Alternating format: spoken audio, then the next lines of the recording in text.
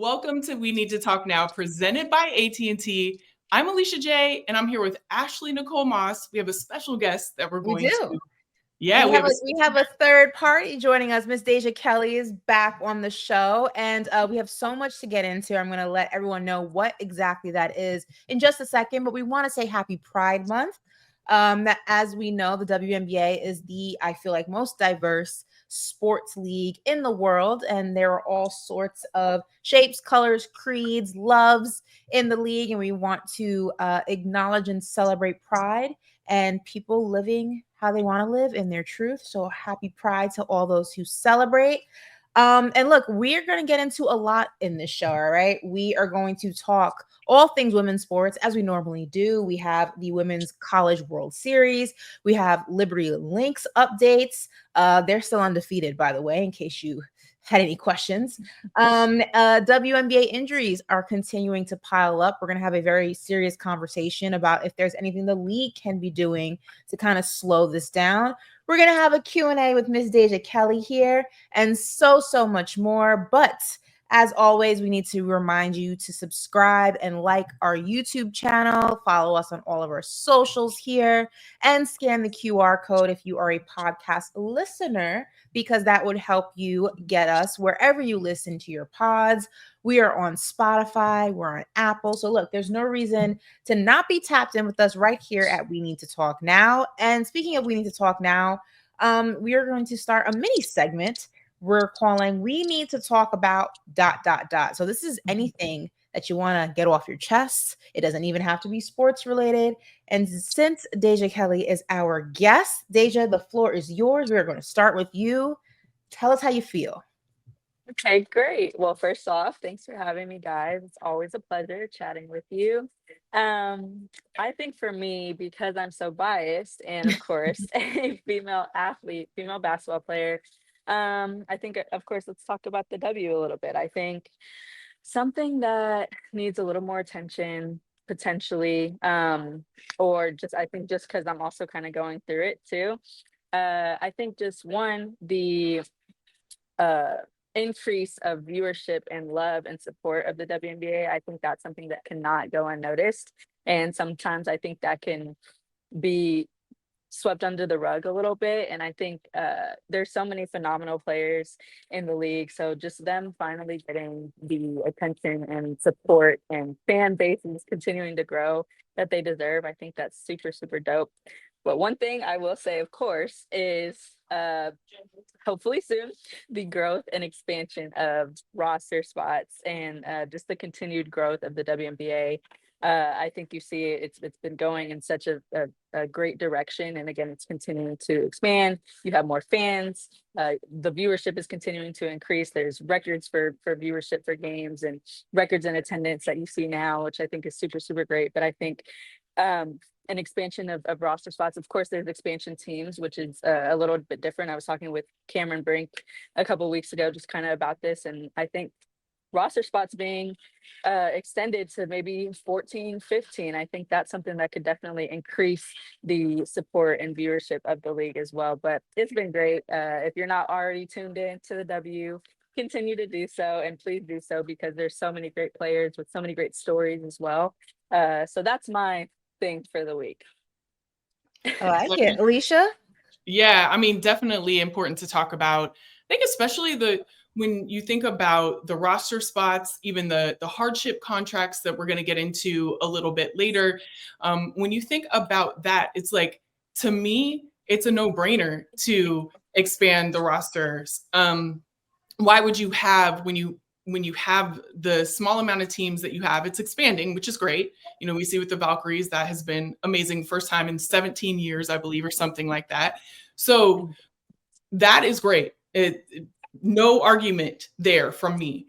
But when you look and you see that you only have 12 players and these injuries are happening, and, you know, we can talk about why those injuries are happening a little bit later in the show, but there's no denying that it needs to happen, you know, and that it should happen, and that you're going to give all of these players that are so stellar, right? Like, there's only a certain amount of spots, but more players who are stellar to play in this league as they should.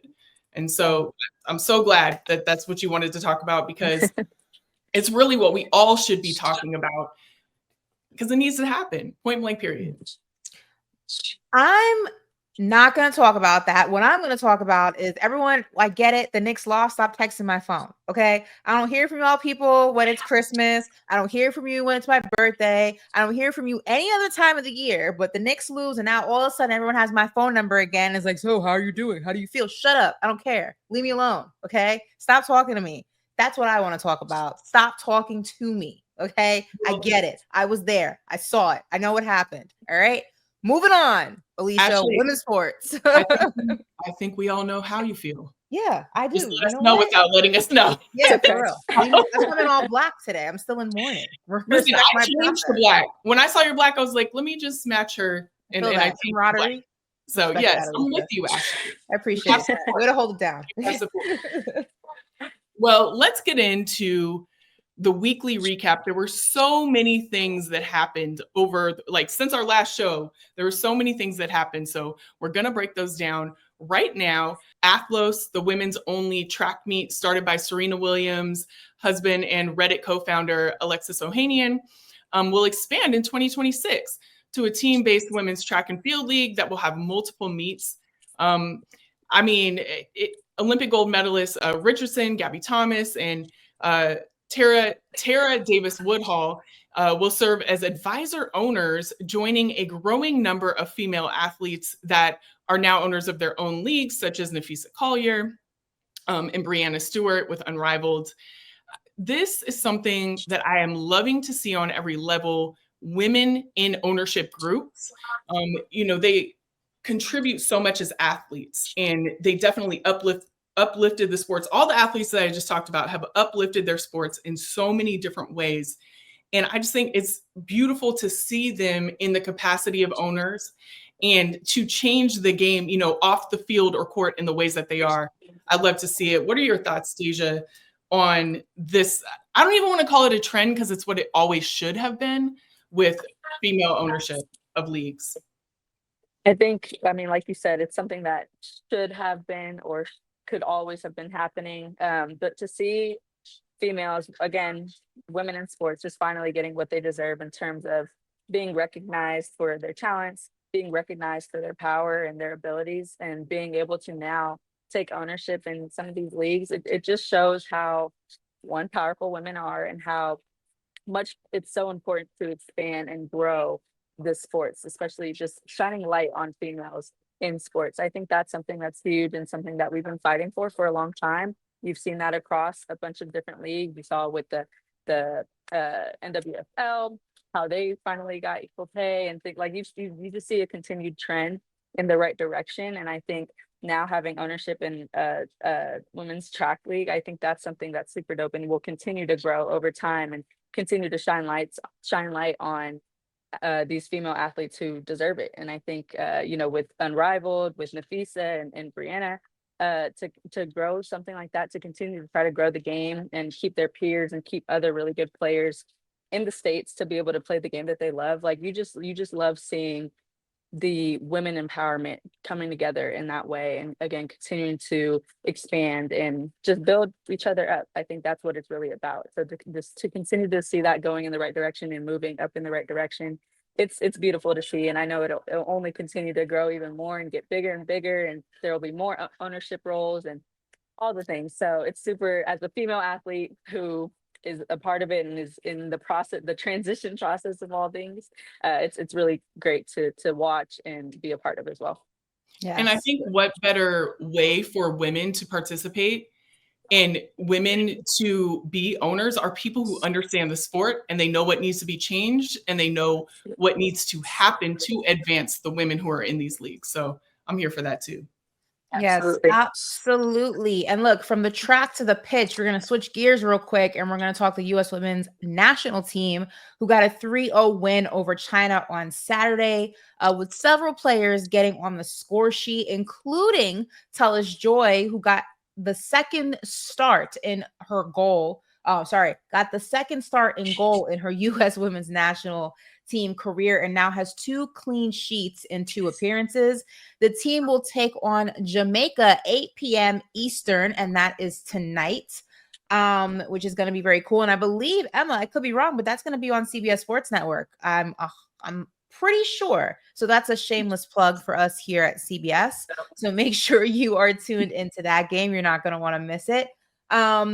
Look, the French Open is in full swing, and out came a moment that I absolutely love. You know how big of fans we are on this pod of Coco Gauff, Venus Williams, Sloane Stephens. The list goes on and on. Well, all of them reunited at the French Open, 3 generations of US Open champions. And Coco Gauff had something really special to say about it. She said, quote, "You and Serena are the reason I started this sport, and being here is surreal. I didn't know you were going to be at the desk. I'm really happy to be here. I'm having a little moment here, so I'm trying to get the words out. I never thought when I picked up a racket that I would be here sitting with you, having this conversation." And then Venus replied, "I'm so glad you're here. Because of you and Sloane, there are so many young girls who are picking up rackets, and that is so important." And then Sloane later posted a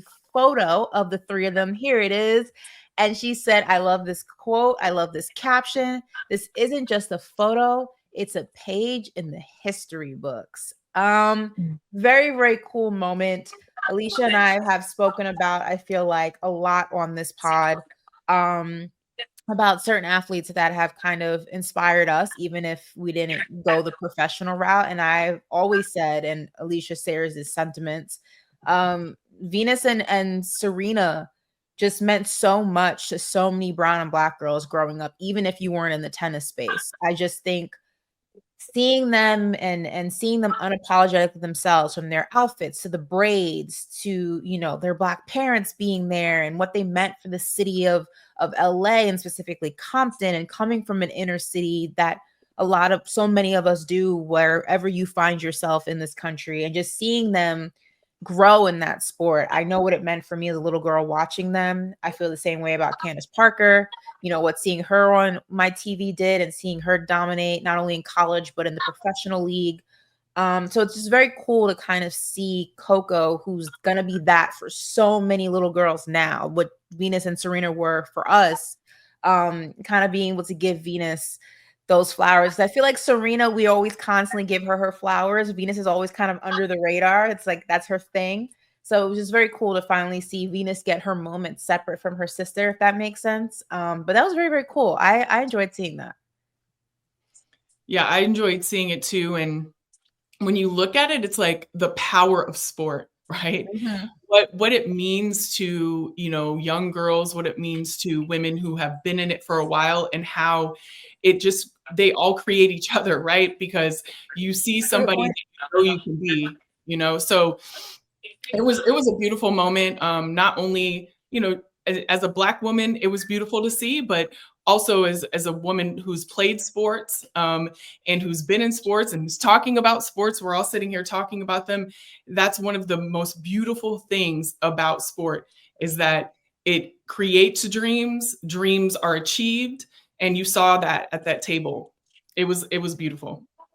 Yeah, absolutely. And we're going to switch gears now, because a lot of dreams are fulfilled in the WNBA, and we have the perfect person here to have this conversation, because we're going to talk physicality in the WNBA. And as we know, we've gotten some injury reports from some of the biggest names. We know Paige Bueckers and Caitlin Clark are 2 of them.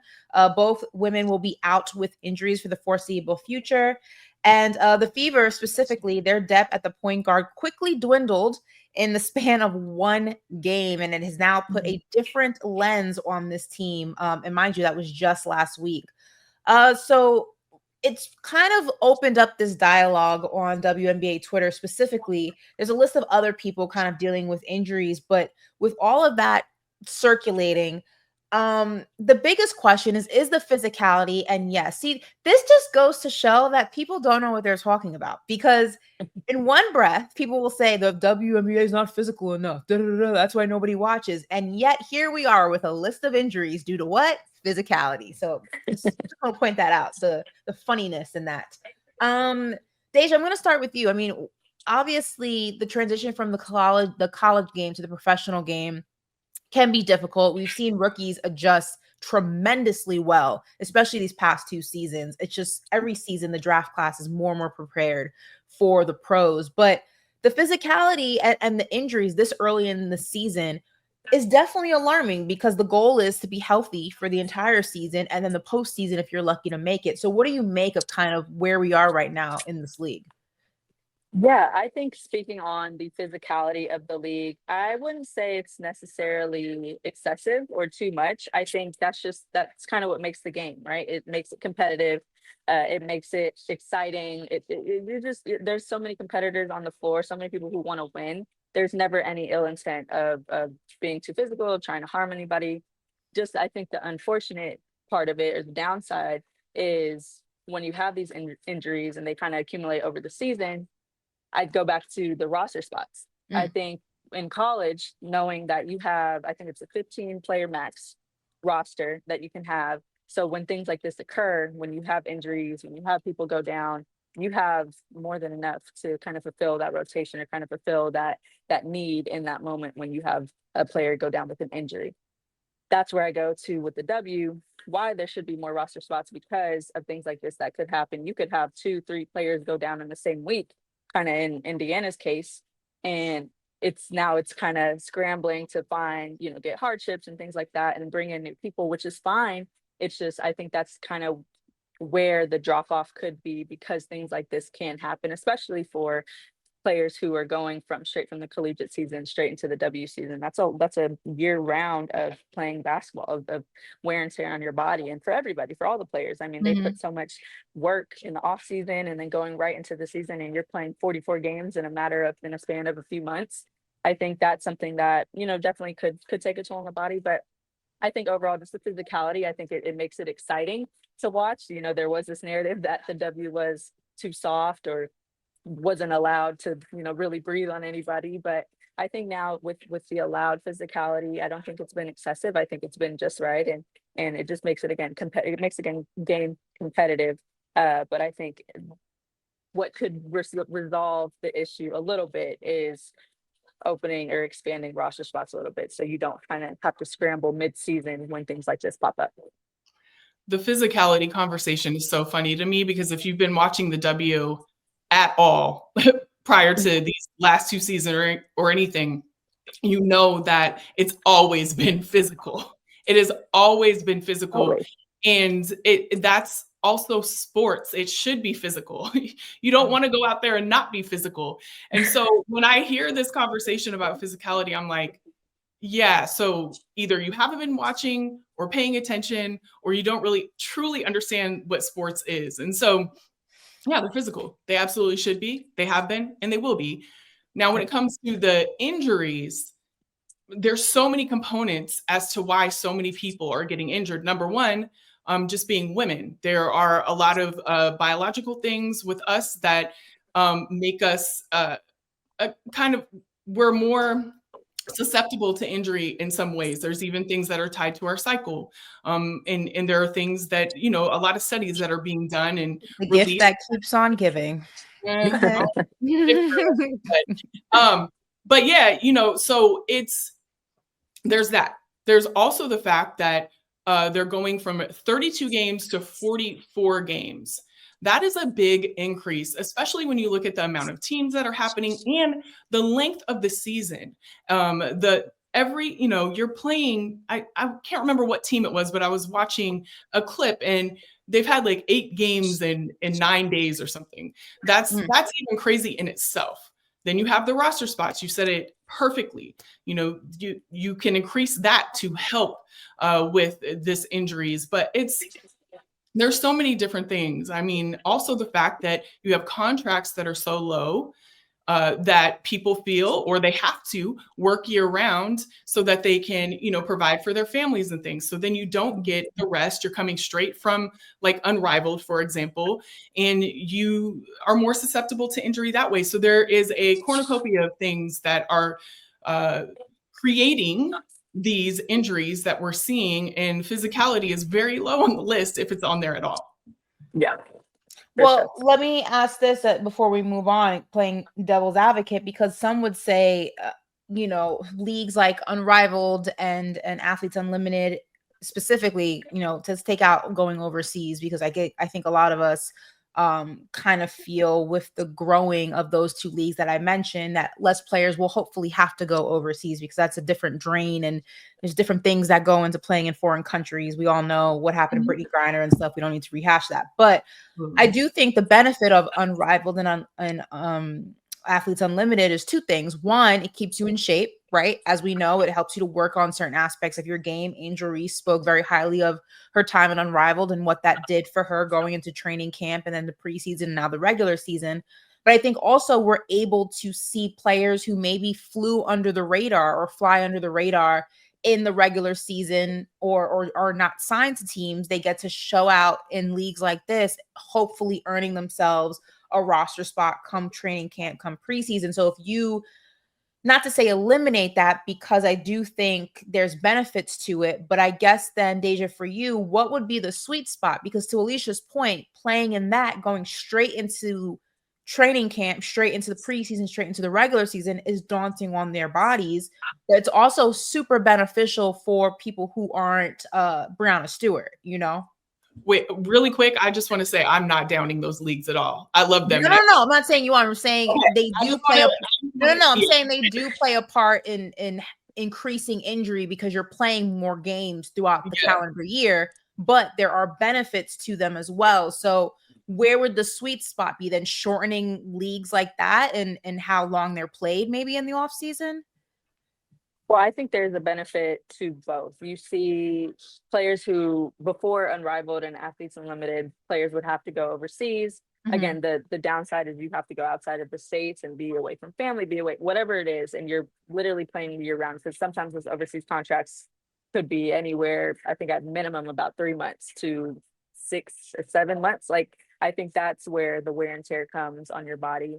Now with the leagues of Unrivaled and Athletes Unlimited, I think that opens up, of course, like you said, a space for players who maybe were not on a W roster that previous year, players who are just trying to stay in shape. There's so many different reasons why players would want to play in leagues like that, stay in shape, all of that. I think it's overall just completely beneficial because for reasons like that. It gives you another platform to be able to showcase your talents, to try out for a team, whatever that looks like, again, to stay in shape. Everyone has their different reasons.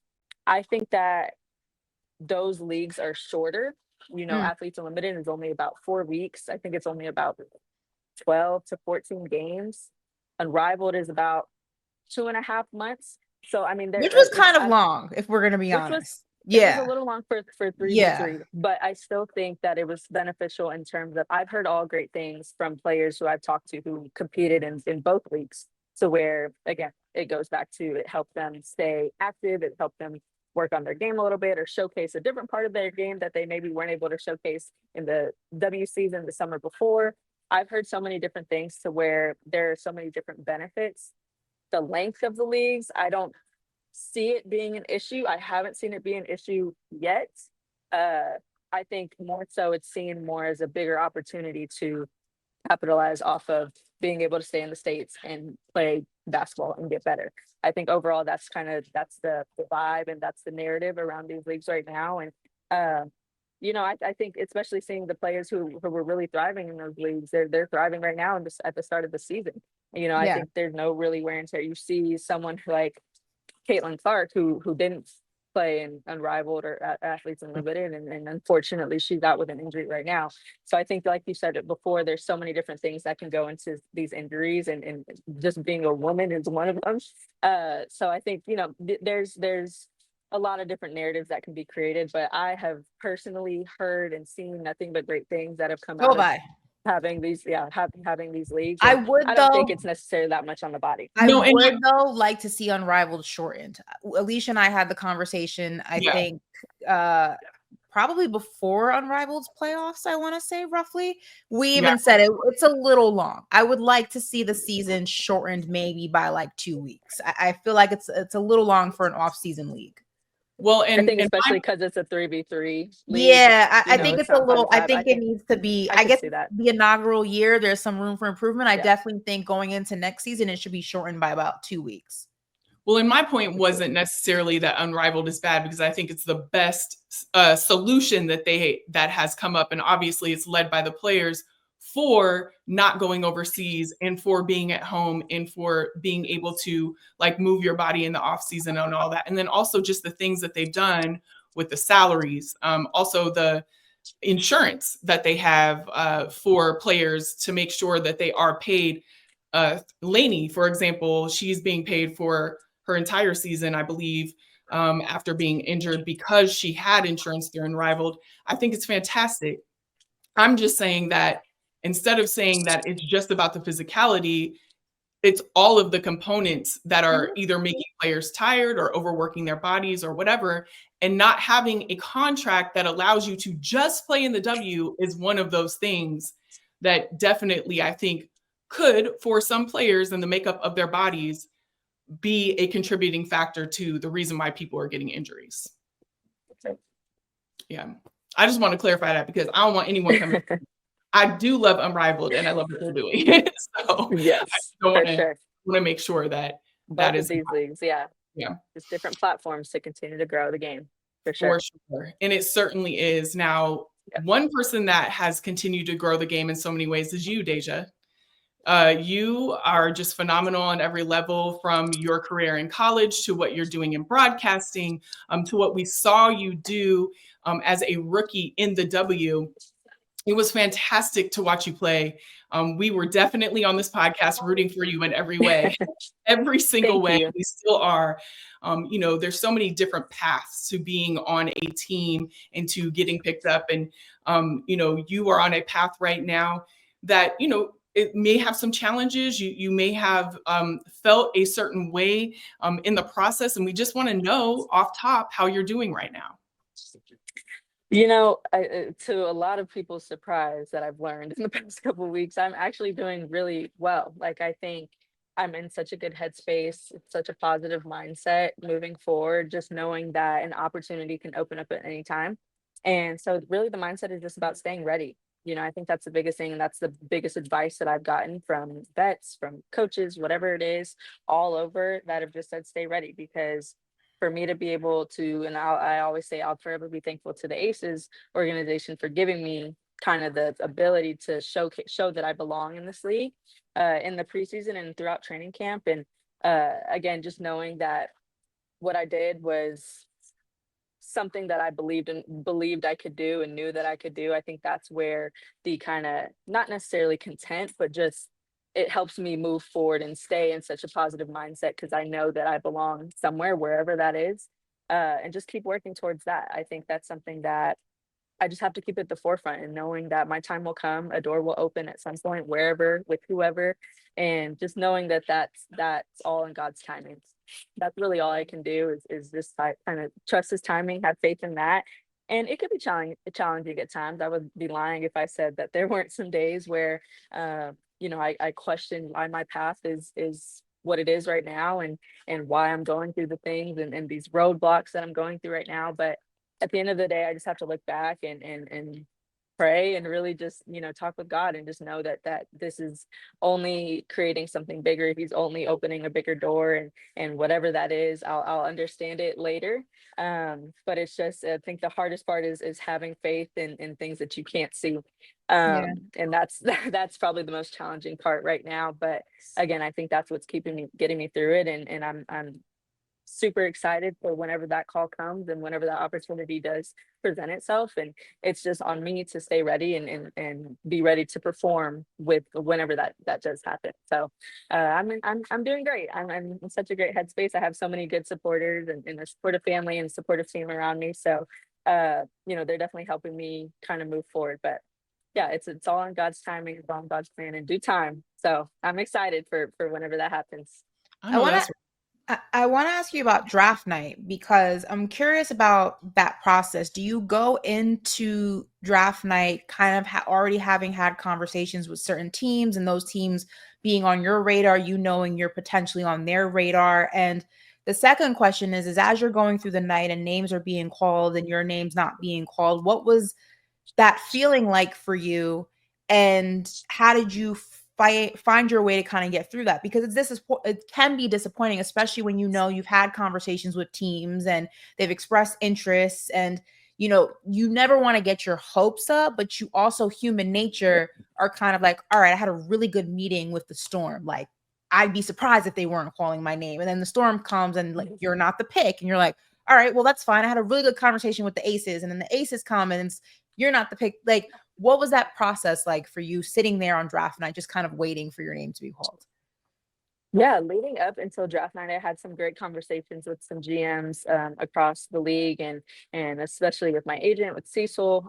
We all just had really good conversations, really good, banter back and forth, just about kind of where I sat on their board, what it could look like, where they could potentially pick me up or draft me, and so having those conversations and kind of hearing that for me was like, okay, I know that no matter what round it is, no matter what pick, I'm going. Yeah.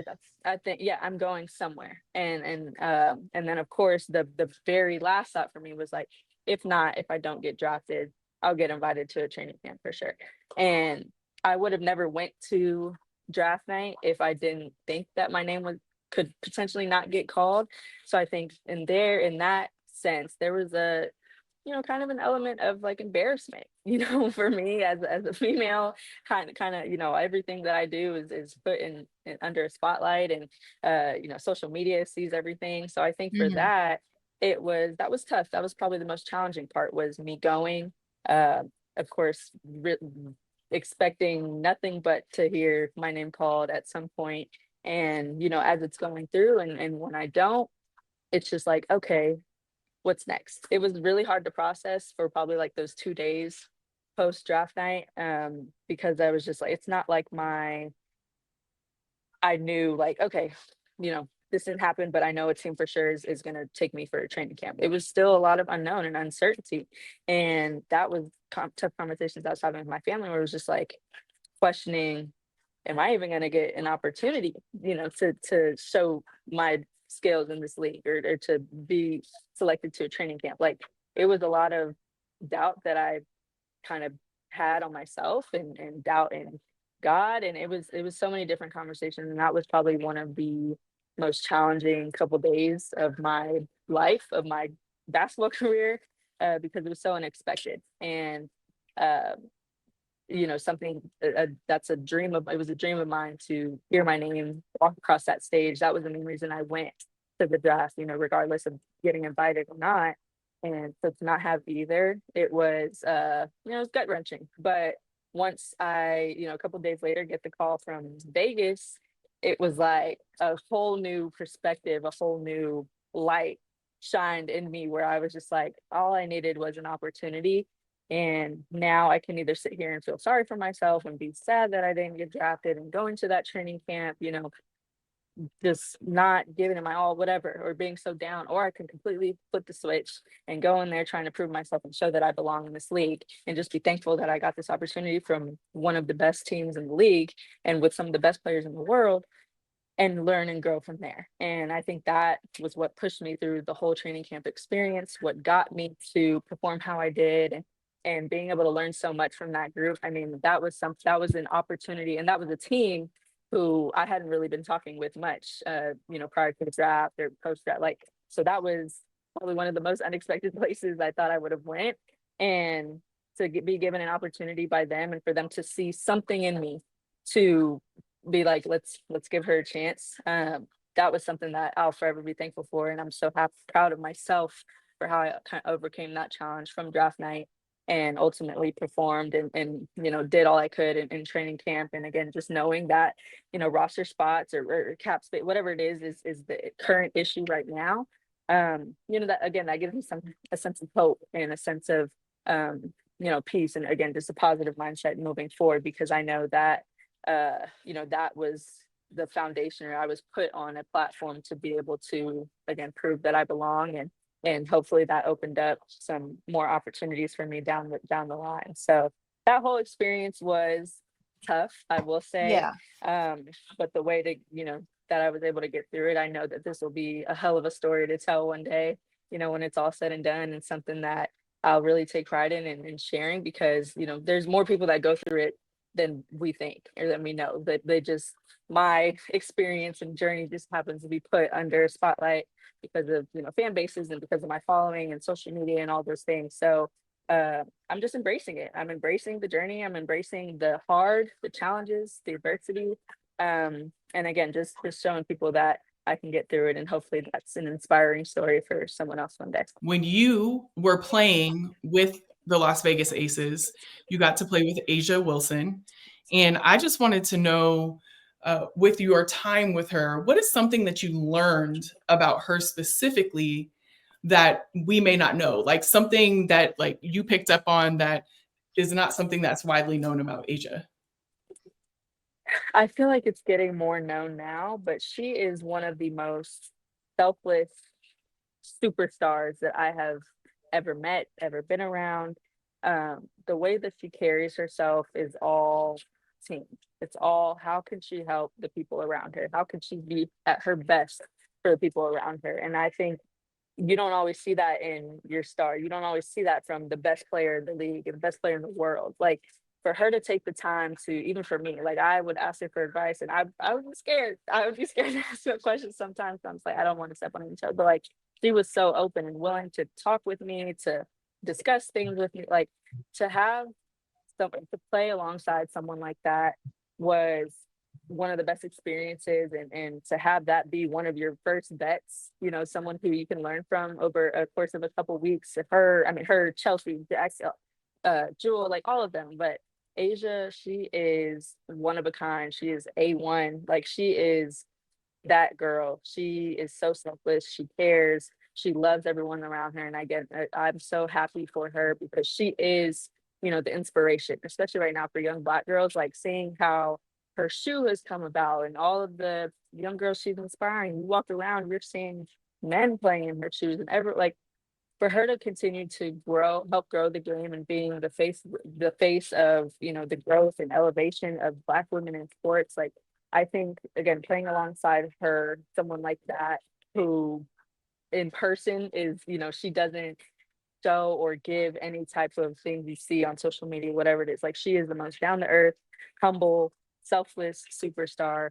And I'm so thankful for, the time that I had to play alongside her and learn from her, because I've learned so much in such a little amount of time. And I'm so happy for her and how she's performing, and how she's continued to elevate, as well as try to bring up and uplift the people around her as well. Listen, we love it. We love you. We love having you on the show, and we are constantly rooting for you. And we know it's going to be sooner rather than later that we are talking about how you performed in your first game in the W in the regular season, because it's only a matter of time before a team picks you up. And we cannot wait to have that conversation here on the show. Well, thank you so much. And I look You're very forward to welcome. having that conversation. Thank you guys for having me on. Of course. Thank you, Deja.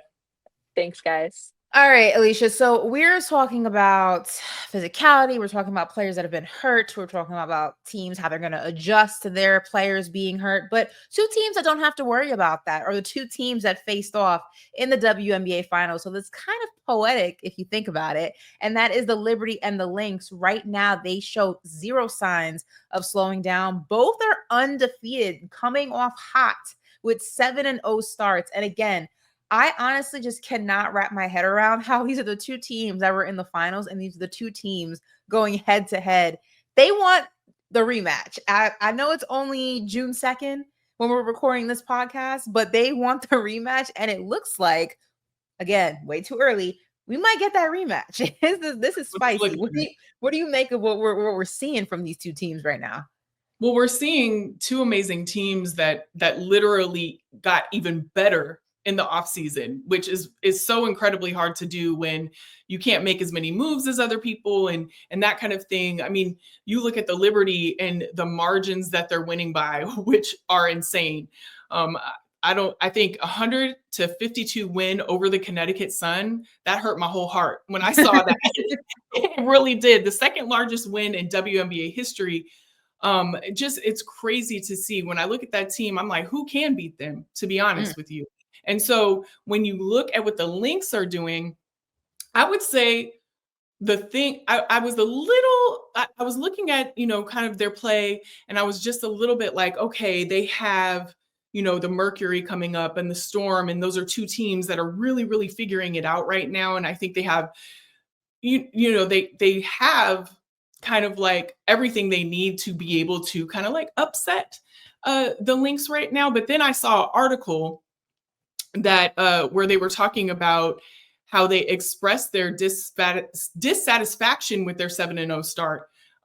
It is like they were saying that, yes, we had this start, but we're not doing as well as we think we should. And when I read that, I said, oh, they locked in too. Like for you to have for you to have a whole article that is about your own play when it's 7-0 start, like they are not playing games. They are here to win. They want to keep winning. And they're going to do what they need to do to keep winning. So when I look at that, and when I look at what the Liberty are doing, I'm like, I don't know who could beat them. So I am looking forward to their first matchup. That is, I believe, towards the end of this month. But I mean, just listen to what Cheryl Reeve had to say in this article. I had to say this because the way she came for people, she said, we don't want to be pedestrian at anything that we do. I said, well, pedestrian. I mean, man. Just come for like who you calling pedestrian? But there are times in the game that we go through stretches when we're not intentional.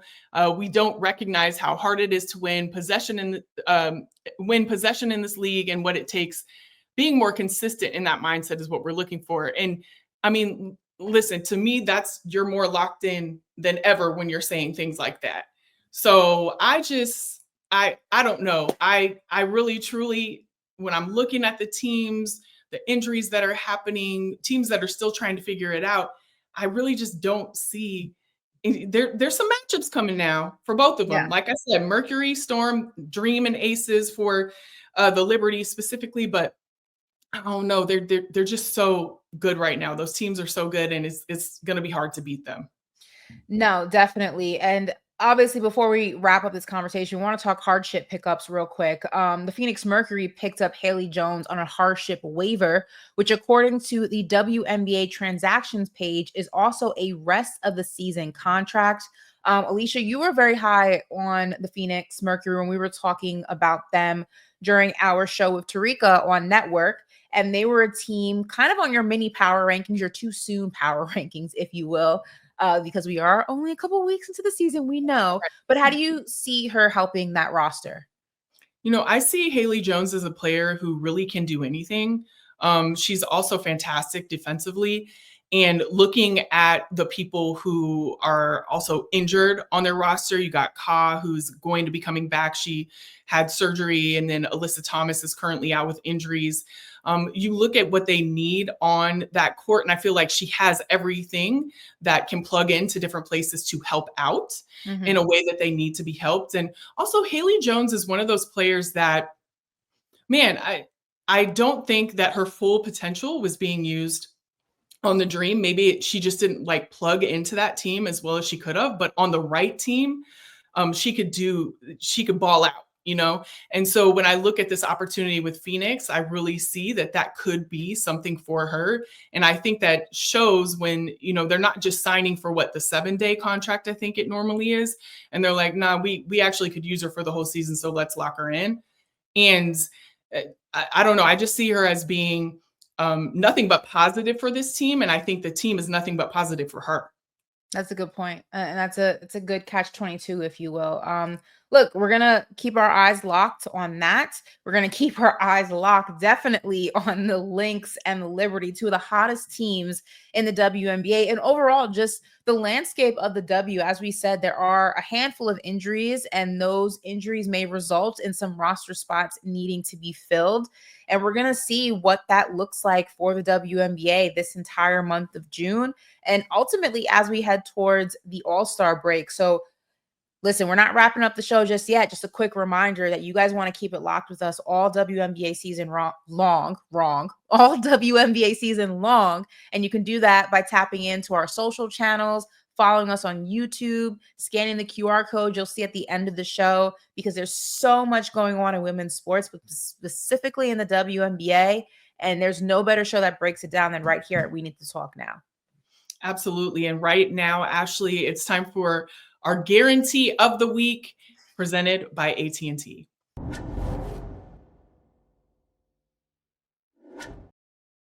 So this week we're bringing you a heartwarming story. But Yay. yeah, we need a little heartwarming in our life, a little heartwarm. But also one of timing and also the guarantee, Ashley, that you are never too old to do something for the first time. You're never too old to do it. Okay. Yeah, I mean, you just aren't. So let's get into the story. It's one that I absolutely love and everyone needs to hear. Lo'eau Labonta made her USWNT debut over the weekend at 32 years old in the team's win over China. She's now the oldest player, which 32 is not old, let's be clear. Ouch. Jesus. Okay. If that's the truth, then I'm ancient, child. But at 32 years old, she's now the oldest player to make their USWNT debut, and specifically at 32 years old in 74 days. So let's be specific now. Midfield McCall Zabroni previously held the USWNT record for the oldest debut when she debuted just before her 31st birthday in 2017. And, you know, there's nothing but just accolades for her story and how she got there and how she never gave up. She was a player that was never in the youth system. So she has literally been scraping and clawing her way into this moment since 2015 when she entered the NWSL. I mean, Emma Hayes had a lot to say about her on Saturday. I know that a lot has been made about Labonta's age, but again, I watched the league, I watched every game, and she was a player who did not give up on herself. And it's just a testament to exactly what we were talking about with Deja. Like, you just have to have faith in yourself, confidence in yourself, and to keep going. In that the story that is usually told or seen isn't the only story in sports. There's so many ways for you to get to, you know, your first game or your first match, your call up, your first appearance, and, you know, with the national team, as we're seeing here. And so you just never should give up on your dreams. Absolutely. I saw something interesting. It was Gary Vee was on Udonis Haslam's podcast recently, or maybe it wasn't recently. I just saw the clip recently. And I think that a lot of times we get so focused on the zero, he called it the 0.1%. So like you think of like Timothy Chalamet or the Kardashians were examples that he used, or LeBron, or, you know, people that you see make it, quote unquote, at a certain age. And you put this timetable on yourself that if I don't make it at this age, like this person, then I failed. And he was basically saying, you know, we need to stop comparing ourselves to the 0.001% because there's 8 billion people in the world. And when you think about comparing yourself to like the smallest fraction of people who were able to do it at by a certain point, you're doing yourself an injustice, because this is not a basketball game where there's one winner and one loser. There's multiple ways to win the game, and there's multiple ways to, quote unquote, lose the game. And he says, you know, the best thing that I can just tell people is stop putting this age limit. 36 years old in the grand scheme of things is the number that he utilized in his example. 36 years old in the grand scheme of life is a baby. He said an effing baby. You're a child. You haven't even experienced all there is to experience in life yet. Stop making it seem like if you don't win or you don't make it by the time you're 25, you failed. There's so much, God willing, life to live, and you should just experience it, experience those moments. So I absolutely love the fact that at 32 years old, which again is not old, just want to put that out there as someone a year away from that, it's not old, that she still went out there and lived her dreams. The second Hawaiian player ever to play for the U.S. women's national team. And, you know, Emma included this in here, that she's been leaning on younger players, including her current teammate, Michelle Cooper, and said, quote, "It's interesting because they all have the answers, right? It's interesting to have to lean on younger teammates. It doesn't matter how old you are, how young you are. You can still ask people. You can still learn." So I think the biggest thing we can take away from stories like this, or even that podcast that I saw earlier on today, is just don't put a timetable on yourself. Have a dream, work towards that dream, have many dreams, work towards those dreams, but everyone's path in life is different. Everyone's time when it comes to achieving those dreams is different. And just because it hasn't happened for you in the same capacity or the same timeline as it has for someone else doesn't mean it's not going to happen. It doesn't mean that you failed. So I love that this was our guarantee of the week, because I think it's a reminder for people to kind of just take a breath, you know? Absolutely. I mean, you just did a whole sermon, Ashley. I Preach. tried. Listen, I feel inspired after our conversation with Deja. I do too. I'm so proud of her. I'm so proud of her. And I'm also proud of, man, this story got me. I don't know if you saw this, Ashley, but the Women's College World Series is in full swing. We've been watching it, and with no shortage and dramatic moments that have happened, but also heartwarming. This is another heartwarming a story that I wish we didn't have to tell, because it involves something that's very difficult, but it was something that I felt like we had to talk about. And one of those moments was Saturday. One of those heartwarming moments was on Saturday, as Texas pitcher Teagan Kavan was somehow able to channel her emotions. I don't know how, and pitch against four-time defending champion Oklahoma just hours after losing her grandmother. And I honestly, this story was hard for me, because I hate that this happens in sports a lot, where people, they experience loss and they still play. But I also know that sometimes that is what they need to do as well, is to play also, like, in memory of the person that unfortunately has passed.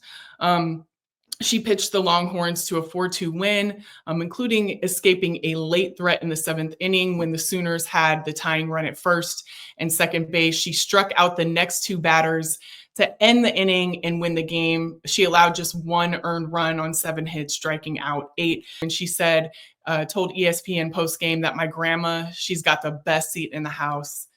This is where she wants me, and she's rooting for all of us all the way. This is where she wants us.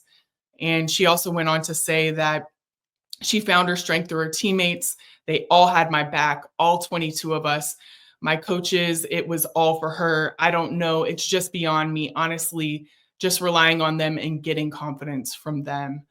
I just, I had to definitely talk about that. And, we see so many moments about numbers and, what's going on, but these moments are just as important to highlight. My heart goes out to her and her family, and I'm just so glad that she has her teammates around her like this in a time like this. Same, sending her so much love and prayer. Absolutely. And unfortunately, we have something that we have to share too. And we just want to take a moment before we end the show with some difficult news to share. We lost a teammate this past week in Asa Masai Palmer, an Emmy Award-winning associate producer who was a key contributor to our show. He was an absolutely incredible person and a great friend. We will miss him fiercely, and we send our love and thoughts to Asa's family. May you rest in peace.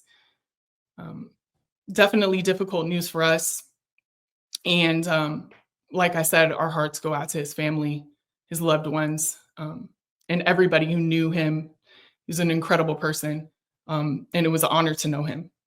Yeah, absolutely. I think we were all shocked. I remember you, Mina, and Liz texting each other, DMing each other, just in shock. It wasn't an announcement I expected to see on my timeline from his page at all. I will say, though, he was always just so kind to me, very welcoming. I remember us all kind of meeting and hanging out with each other in New York after the anniversary special that we filmed for We Need to Talk, the linear show, and ultimately did our pod, and we all got together on the rooftop. And my most recent memory is we got together after the Final Four in San Antonio, and we were in this god-awful bar, and I don't even know where in San Antonio. It was me, Liz, just the whole gang. And I just remember us playing arcade basketball, and we were taking it very seriously. I had $5 in my pocket. I got $5 worth of quarters, and we were going at it. And we were probably in that bar until like 2 a.m. It was like the only thing open in San Antonio. We were looking to try to party. It was a long weekend of just working. And I remember before we left, so my mom was with me, and he was like, "It was so great to see you and your mom. I had the best time. I'll see you soon." And obviously you never think or fathom that could be the last conversation you have with someone, but I'm grateful that my last memory of him was a positive one, and it was a fun one. And I'm gonna hold on to it, and I'm again sending so much love and prayer to his family. I could only imagine just what they're going through, and for those of you who didn't know him, the world lost a amazing person, an amazing talent, with so much to give the world, just as a person, as a creative, and we will miss him deeply. So, Yes, we will. and we will see you all next week right here on We Need to Talk Now, presented by AT&T.